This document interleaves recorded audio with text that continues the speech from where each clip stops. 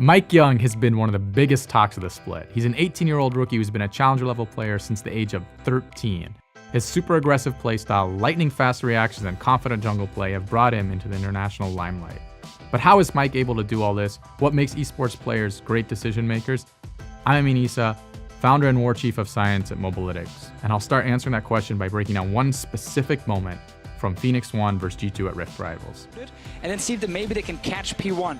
Mike Young is going in there, so that's a guy. Oh, kick back. Oh, gonna get pulled back in. Mike Young now in trouble, knocked up. But Zig is on the way to the back line. You may be keeping your eyes on Mike Young, but you need to watch that Kled, because he's gonna try to find a kill onto Mithy, but Mike Young is still alive! Ryu now on a rampage. The Lee Sin getting out by the skin of his teeth, and G2, they're just gonna... At the start of the clip, Mike Young thinks he sees Blitzcrank solo warding and instantly goes for the famous insect kick. Realizing Blitzcrank is not alone, Mike has to get out immediately. He uses Flash, which is his only mobility spell left, to get away from Blitzcrank and the rest of G2. G2 engage, and once Trick is on top of him, Mike Young's only escape route is the blast cone in front of him. Xpecial quickly comes in with a clutch lantern and locket shield to give Mike time to take the cone towards his team. As Mike is running away, he sees the red buff still up in the direction he wants to leave in. So he dashes to it with Q and uses Smite to heal himself. Trick is still hot on his tail, but since enough time has passed, Mike uses W one last time with a trinket to hop away to safety. To escape, it took a Lee Sin Flash, a Thresh Lantern Shield, a Thresh Locket Shield, a Thresh Exhaust on Elise, a Lee Sin Q to red buff, and a Lee Sin Smite on red buff to heal, and a Lee Sin Ward Hop. Any hesitation or delay on any of these actions would have resulted in Elise being able to close the gap earlier and kill Mike. So what kind of thought process went into this play? How fast did Mike calculate these moves? We can hypothesize and break stuff down and analyze all we like, but why don't we just ask Mike? So I feel that a lot of pros are the same when it comes to playing on instinct, when it comes to clutch situations where everything is happening within milliseconds, within a few seconds, like really big team fights or small skirmishes where you catch someone out. And in this situation, leading up to this play, all I was thinking about was that they could be in this jungle, and if I see them, I'll go in because we have the lead. And after that, it was just pure instinct. Okay, so Mike didn't do any superhuman analysis in the moment of that play.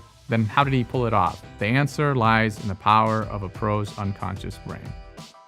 In the real world, Mike had mere microseconds to react to his circumstances. With no time to think about things thoroughly, he had to go with what people refer to as gut or instinct. With infinite time, do you think he could have made better decisions and done better? We don't think so. To an outsider, longer thinking time can seem to correlate with better decision making, but to a practiced veteran who's been in thousands of games in similar scenarios hundreds of times, their brain is wired so that the first decision they immediately reach is usually the best one. Overthinking and hesitation will usually lead to incorrect decision making.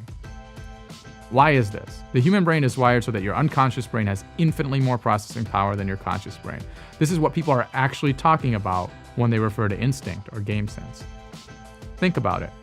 You make split-second decisions all the time, including stuff as simple as whether you like someone when you first meet them. Evolutionarily, if we weren't able to do this, we probably would have been wiped out as a species. Your unconscious brain stores tons of microinformation and past experiences you've accumulated over the years, ranging from muscle memory to review footage, and then it processes it instantaneously when you encounter similar scenarios. These neural pathways are built up and developed over time. The nervous system even has its own way of priming these decision pathways. It's called myelin. Myelin is an insulating sheath formed around nerve fibers, increasing the speed at which impulses are conducted, allowing these critical pathways to run even faster than the rest of your nervous system. Maybe you still don't believe that your unconscious mind is the powerhouse of the brain. Let's take a simple example that most of us can relate to. Driving. Companies spend millions of dollars trying to create self-driving cars because while computers can master chess and breeze through advanced calculus, they just can't seem to master driving. Yet, our brain can drive just fine on autopilot. In fact, much to your family's dismay, it can probably easily do it while you eat, talk on the phone, or ponder how to get better at lead. Heck, you might even be able to do all these things at once and be just fine because your brain is calculating tons of trajectories and velocities without you even noticing. But seriously, put away your phone and keep your eyes on the road. You don't respawn IRL. People talk about being in the zone all the time in sports. Moments where they stop thinking and their unconscious mind takes over and they experience better, less hesitant, and more fluid play. Tiger Woods once said regarding his golf performance, "When everything is on the line, all my adrenaline is pumping, I'm in the flow of the moment, and everything is riding on one shot. I have what I would describe as a blackout moment where I don't remember later actually performing it." When players are in the zone, they can even forget what exactly happened. They may remember pieces of the puzzle, but they are so in the moment that any further thinking would be nothing more than a hindrance. Many athletes and pro players like Mike Young couldn't tell you the specifics of how they execute their performance because to them, it's as natural as breathing. When people think of the zone, they most often think of physical sports, but it's definitely not limited to that. The zone exists in the arts, speeches, conversations with people, moments of intimacy, etc. By virtue of being much more mentally focused in traditional sports, esports requires more mental processing. Switching tasks rapidly and processing information on different players, their cooldowns, and their summoner spells at all times is no easy feat. Layer on top of that map state, recent champ minimap information, and tabbed item info, and you have a lot to be constantly keeping track of, especially if you're communicating in a team environment. There's also a ton of game knowledge to go around. League is an incredibly complex game with 137 champs and approximately 90 different completed items. That makes the number of possible team and item compositions a lot. If pro player brains weren't able to chunk the information to collective bytes of significance, they would never be able to master the game. We can see the power of unconscious thinking even more when we look at the physical limitations of the human body.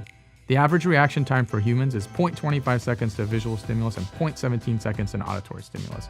Some of the faster moves in League come out in about 0.3 seconds. There just isn't enough time for players to think everything through. Pro players practice day in and day out to get to this level of automatic processing. If you want to be like Mike, you have to work hard too, really hard and really smart. But you don't have to take this journey alone. That's why we founded Mobalytics. It's basically an online tool for League that can identify your personal strengths and weaknesses and help you improve as efficiently as possible. We've had over 30,000 players in our exclusive beta quickly track and improve specific skills like farming and vision. I'm excited to say that this beta is finally open to everyone, so visit the link and check it out.